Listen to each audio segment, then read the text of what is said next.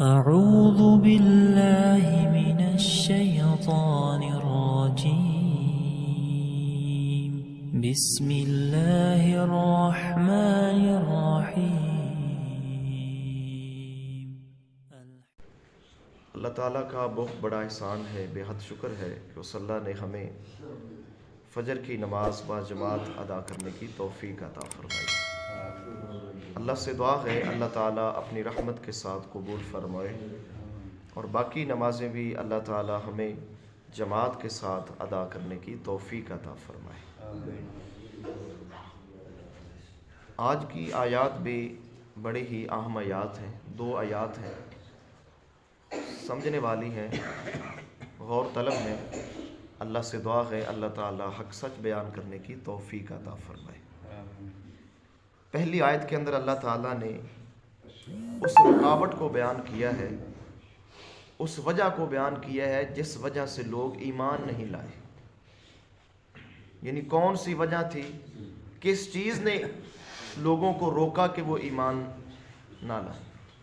تو اللہ فرماتے ہیں وما، اور نہیں منع کیا الناس، لوگوں کو، اور نہیں روکا لوگوں کو ان کے یؤمنوا، وہ ایمان لائیں، اذ جاءہم الہدی، جب آ گئی ان کے پاس ہدایت، الا، مگر، یعنی وہ بات جس بات نے لوگوں کو ایمان نہیں لانے دیا، وہ کون سی بات تھی؟ اللہ فرماتے ہیں ان کے قالو، انہوں نے کہا، ابعث اللہ، کیا بھیجا اللہ نے، بشر الرسول، ایک بشر کو رسول بنا کر۔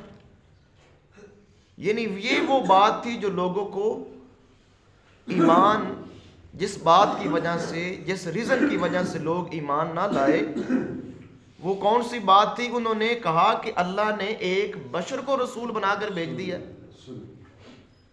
یعنی یہ بات ان کی سمجھ میں نہیں آ رہی تھی۔ وہ کہتے تھے کہ یہ کیسے ہو سکتا ہے کہ ایک بشر ہوتے ہوئے، ایک انسان ہوتے ہوئے اللہ کا رسول کیسے ہو سکتا ہے؟ اگر اللہ نے کوئی رسول بھیجنا تھا تو کوئی فرشتہ رسول بنا کر بھیج دیتا، کوئی نوری مخلوق میں کوئی نور آ جاتا، وہ رسول بن جاتا۔ ان کو یہ بات سمجھ میں نہیں آ رہی تھی، کیونکہ وہ جناب محمد الرسول اللہ صلی اللہ علیہ وسلم کو جانتے تھے، آپ کے آباء و اجداد کو جانتے تھے، آپ کی ازواج اولاد کو جانتے تھے، آپ کے چلنے پھرنے کو دیکھتے تھے، آپ کے کھانے پینے کو دیکھتے تھے۔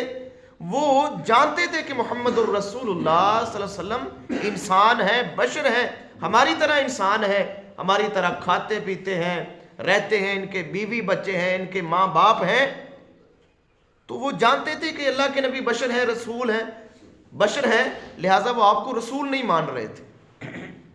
میرے محترم بھائیوں، یہاں بات سمجھنے والی ہے کہ اگر میرے نبی محمد کریم علیہ الصلوۃ والسلام انسان نہ ہوتے، بشر نہ ہوتے، آپ کسی اور مخلوق سے ہوتے، اللہ تعالیٰ فوراً وہی اتارتے، مکے والو تم کس لیے نہیں مان رہے کہ یہ بشر ہے؟ میں اللہ کہتا ہوں کہ یہ نور ہے، یہ تو فرشتہ ہے، یہ فلاں مخلوق سے ہے، یہ جنات میں سے ہے، یا فرشتوں میں سے ہے، یا نوری مخلوق میں سے ہے، تو وہ فوراً مان جاتے۔ اللہ فرما رہے ہیں کہ وہ اس لیے ایمان نہیں لائے، انہوں نے یہ اعتراض کیا کہ ایک بشر رسول نہیں ہو سکتا۔ کیا اللہ نے بشر کو رسول بنا کر بھیج دیا؟ میرے محترم بھائیوں، یہ بات ان کو سمجھ میں نہیں آئی۔ کفار کا اللہ تعالیٰ نے یہ شبہ قرآن مجید کے اندر کئی جگہ پہ بیان کیا ہے۔ سورہ یونس ہے، آیت نمبر 2 ہے، اللہ فرماتے ہیں اکانا للناس، کیا لوگوں کے لیے عجباً، یہ عجیب بات ہے، کیا لوگوں نے اس کے اوپر تعجب کیا ہے کہ ان اوحینا، کہ ہم نے وحی نازل کی، الی رجل، ایک آدمی کی طرف، منہم، جو ان میں سے ہے۔ یعنی لوگوں نے اس بات کے اوپر تعجب کیا کہ اس ایک انسان کے اوپر وحی آ گئی ہے جو ہماری طرح کا انسان ہے، اس بات کے اوپر تعجب کیا ہے۔ حالانکہ تعجب اس بات پہ ہونا چاہیے تھا کہ اگر اللہ تعالیٰ وحی نہ بھیجتے، اپنے ان بندوں کی ہدایت کا بندوبست نہ کرتے، اس بات کے اوپر تعجب ہونا چاہیے تھا۔ یہ کون سی تعجب کی بات ہے کہ اللہ تعالیٰ نے ایک انسان کے اوپر وحی نازل کر دی؟ یا یہ تعجب ہوتا کہ اللہ تعالیٰ انسانوں کی طرف کسی جن کو نبی بنا کر بھیج دیتا، یا کسی فرشتے کو نبی بنا کر بھیج دیتا تو پھر تعجب تھا، لیکن یہ کون سا تعجب کی بات ہے میرے محترم بھائیوں کہ اللہ تعالیٰ نے انسانوں کی ہدایت کے لیے انسان ہی کو بھیجا ہے، کیونکہ نبی کا کام میرے محترم بھائیوں صرف بتانا نہیں ہوتا، بلکہ نبی کا کام یہ بھی ہوتا ہے کہ وہ عملی نمونہ پیش کرے۔ جو اللہ کہہ رہے ہیں نبی وہ خود پہلے کرے اور لوگوں کو بتلائے کہ ایسے ایسے کرنا ہے۔ اب میرے محترم بھائیوں ہم سب جانتے ہیں کہ جو فرشتے ہیں نوری مخلوق ہیں، اللہ کے نور ہے، وہ نہ تو کھاتے ہیں، نہ پیتے ہیں، نہ سوتے ہیں، نہ ان کے ماں باپ ہیں، نہ ان کے بچے ہیں، نہ وہ شادیاں کرتے ہیں، نہ وہ واش روم جاتے ہیں، ان کو تو یہ ضروریات ہی نہیں جو ہمیں ہیں۔ اگر فرشتہ نبی بن کے آتا ہماری طرف تو ہمیں سونے کا طریقہ کون بتاتا، ہمیں شادی کے طریقے کون بتاتا، ہمیں غمی کے طریقے کون بتاتا، ہمیں کون بتاتا کہ ماں کے ساتھ کیسے سلوک کرنا ہے، باپ کے ساتھ کیسے سلوک کرنا ہے، بچوں کی تربیت کیسے کرنی ہے، واش روم کیسے جانا ہے، کھانا کیسے ہے، پینا کیسے، کون بتاتا؟ معلوم ہوا کہ انسانوں کی ہدایت کے لیے اللہ تعالیٰ نے انسان ہی کو نبی بنا کر بھیجا ہے تاکہ وہ انسانوں کے لیے عملی نمونہ پیش کرے۔ اسی طرح میرے محترم بھائیوں سورہ تغابن ہے اور آیت نمبر 6 ہے، اللہ تعالیٰ نے اس کے اندر بھی لوگوں کا شبہ بیان کیا ہے کہ لوگوں کو یہی شبہ ہوا تھا۔ اللہ فرماتے ہیں کہ ذالک بأنہم کانت تأتیہم، یہی وجہ ہے کہ ان کے پاس آئے رسولہم، ان کے رسول، بالبینات، واضح آیات کے ساتھ، لیکن انہوں نے کیا کہا، کیا طنز کیا، کیا اعتراض کیا؟ اللہ فرماتے ہیں فقالو، انہوں نے کہا ابشر یہدوننا، کیا آدمی ہمیں ہدایت دیں گے، کیا انسان ہمیں ہدایت دیں گے؟ ان کو پتا تھا کہ اللہ کے رسول انسان ہے، اللہ کے رسول بشر ہیں، انہوں نے یہی اعتراض کیا کیا یہ بشر، کیا یہ آدمی ہمیں ہدایت دیں گے؟ اللہ فرماتے ہیں یہی انہوں نے اعتراض کیا۔ تو میرے محترم بھائیو آج بھی یہ اعتراض ہے۔ وہ کفار مکہ وہ کہتے تھے کہ بشر رسول نہیں ہو سکتا، اور آج کے وہ مسلمان جو باپ دادا سے مسلمان چلے آ رہے ہیں وہ کہتے ہیں کہ رسول بشر نہیں ہو سکتا۔ ذہن میرے محترم بھائیو ایک ہی ہے۔ رب کا قرآن کہہ رہا ہے کہ نہیں، جتنے رسول آئے ہیں، جتنے نبی ہیں، سارے انسان تھے، کیونکہ انسانوں کو سمجھانے کے لیے انسان ہی ہوتا ہے، انسان ہی سمجھا سکتا ہے۔ اور میرے محترم بھائیو اگلی جو آیت ہے وہ سمجھنے والی ہے، بڑی غور طلب آیت ہے۔ اب مکے والوں نے یہ کہا، مشرکین مکہ نے یہ کہا کہ اگر کوئی رسول آنا ہی تھا تو کوئی فرشتہ بن کے آ جاتا، کوئی فرشتے کو اللہ رسول بنا کے زمین میں بھیج دیتے۔ اللہ نے بڑا خوبصورت جواب دیا ہے، یہ انشاءاللہ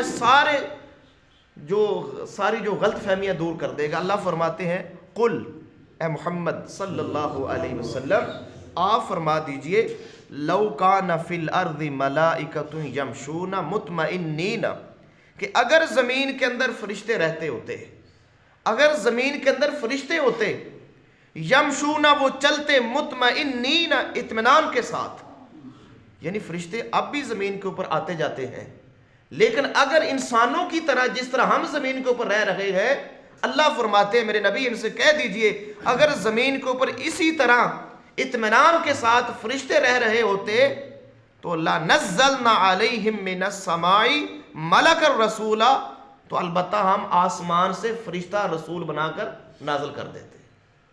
معلوم ہوا کہ زمین کے اوپر تو انسان رہ رہے ہیں، فرشتے تو رہ ہی نہیں رہے۔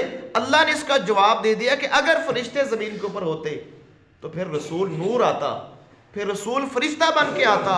معلوم ہوا میرے محترم بھائیو اگر دنیا کے اوپر، زمین کے اوپر انسان رہ رہے ہیں تو پھر رسول بھی انسانوں میں سے آیا ہے۔ اصل بات یہ ہے میرے محترم بھائیو، لوگوں کو غلط فہمی ہو گئی ہے کہ جو اللہ نے عزت بشر کو دی ہے وہ کسی فرشتے اور نور کو بھی نہیں ہے۔ ہم پڑھ کے آئے سورہ بنی اسرائیل آیت نمبر 70 کے اندر اللہ فرماتے ہیں ہم نے سب سے زیادہ اگر عزت دی ہے، اکرام دیا ہے تو وہ بنی آدم کو دیا ہے، وہ آدم علیہ السلام کی اولاد کو دیا ہے۔ یہ پوری تفصیل ہم پڑھ کے آئے۔ تو میرے محترم بھائیو نوری مخلوق انسانوں سے افضل نہیں ہے۔ اگر انسان ہو، بندے کا پتر ہو، پوری طرح اللہ کی بندگی کرنے والا ہو، اللہ کی اطاعت کے اوپر رہنے والا ہو، اللہ کی پابندیوں کے اوپر رہنے والا ہو، میرے محترم بھائیو تو نور سے انسان افضل ہے.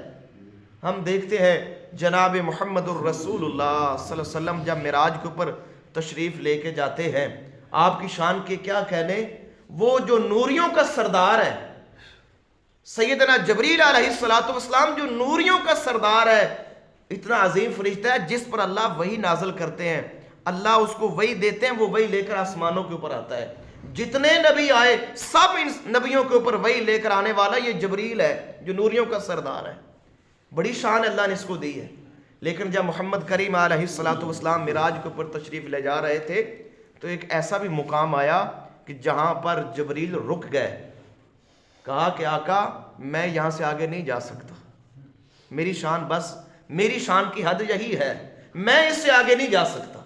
تو پھر اس سے آگے کون گیا تھا؟ ایک بشر. وہ کون تھے؟ محمد صلی اللہ علیہ وسلم. معلوم ہوا کہ بشر کی شان نور سے زیادہ ہے. کیوں؟ جبریل رک گئے، نوریوں کا سردار جو ہے، نوری مخلوق کا، پوری نوری مخلوق کا سردار رک گیا کہ میں یہاں سے آگے نہیں جا سکتا، میری یہ حد ہے. اب جو آگے جا رہے ہیں وہ کون ہیں؟ ہمارے امام اور ہمارے مرشد محمد الرسول اللہ صلی اللہ علیہ وسلم. معلوم ہوا میرے محترم بھائیوں، ایک انسان کی، ایک بشر کی شان زیادہ ہے. اور ویسے بھی محمد کریم علیہ السلام ساری دنیا سے اور ہر مخلوق سے افضل ہے. صرف ایک اللہ سے نیچے ہے، اللہ ان سے اوپر ہے. باقی ساری مخلوق سے اگر کوئی اعلیٰ اور افضل ہے تو وہ محمد کریم علیہ السلام ہے. یہی میرے محترم بھائیوں ہمارا عقیدہ ہے. تو کتنی بات کلیئر ہے کہ اگر زمین کے اوپر فرشتے ہوتے یا نوری رہ رہے ہوتے یا کوئی اور مخلوق ہوتی تو اللہ ان میں سے پھر کوئی رسول بھیجتا. زمین کے اوپر انسان رہ رہے تھے، اللہ تعالیٰ نے انسانوں کو نبی بنا کر بھیجا ہے. اور یہ جو مفہوم ہے کہ نبی کا، اپنی امت کا ہم جنس ہونا ضروری ہے، آخری بات ہے، یہ اللہ نے کئی صورتوں کے اندر بیان کیا ہے. سورہ انبیاء آیت نمبر 7 ہے، اسی طرح سورہ انعام ہے آیت نمبر 8 اور 9 ہے، اور دیگر صورتوں کے اندر اللہ تعالیٰ نے سورہ قاف آیت نمبر 1 اور 2 ہے، اللہ نے یہ واضح کیا ہے کہ نبی کا اپنی امت کا ہم جنس ہونا ضروری ہے. اس لیے پھر امت کو یہ بات سمجھ آتی ہے جب ان کی ہم جنس ان کے سامنے ان کا سمجھانے والا ہوگا. اللہ سے دعا ہے اللہ عمل کی توفیق عطا فرمائے. اللہ تعالیٰ اس قرآن کو سمجھ کر اللہ تعالیٰ اس کے مطابق اپنی زندگی اور اپنے عقائد کی اصلاح کرنے کی توفیق عطا فرمائے. میرے محترم بھائیو، یہ کوئی اعتراض کی بات نہیں، نہ میں نے کوئی تنقید کی بات کی ہے. قرآن کے درس چل رہے ہیں، آیت ہی وہ آئی ہے. اب میں یہاں پر اگر اس لیے بیان نہ کروں کہ بھائی ناراض ہو جائیں گے یا کوئی مسئلہ بن جائے گا تو میرے محترم بھائیو یہ خیانت ہے. اب جو قرآن آیت ہمیں سمجھا رہی ہے، جو مفہوم ہمیں آ رہا ہے، سمجھ آ رہا ہے، وہ تو بتانا لازم ہے. اگر میں اس کو چھپاؤں گا تو میں مجرم ہوں گا. لہٰذا میرے محترم بھائیو کوئی بات یہ نہ سمجھے قاری صاحب کون سا مسئلہ چھیڑ رہے ہیں. میں نہیں چھیڑ رہا، ترتیب کے ساتھ آیات آ رہی ہیں اس لیے یہ مسئلہ بیان کیا ہے. اب جو اگلی آیات آ رہی ہیں وہ کسی اور موضوع کے اوپر ہے، وہ انشاءاللہ کسی اور موضوع کے اوپر بات ہوگی. تو میرے محترم بھائیو کوئی بات بھی جو میں قرآن کی آیت آپ کے سامنے رکھتا ہوں پورے مطالعہ کے ساتھ اور ایک ایک اس کا لفظی معنی جو ہے میں اس کو سمجھ کے آتا ہوں، اللہ سے دعا کر کے آتا ہوں کوئی ایسی بات نہ نکلے جو قرآن کی آیت کے متصادم ہو. میں ہمیشہ وہ بات کرتا ہوں اپنی پوری کوشش کے ساتھ کہ جو قرآن کی آیت سے واضح ہو رہا ہے اور آپ کو بھی سمجھ آتا ہے کہ وہی بات ہوتی ہے انشاءاللہ جو آیت سے واضح ہے. میں اللہ سے دعا کرتا ہوں اللہ تعالیٰ کمی کوتاہی معاف فرمائے. اللہ سے دعا ہے اللہ عمل کی توفیق عطا فرمائے. وما توفیقی الا باللہ.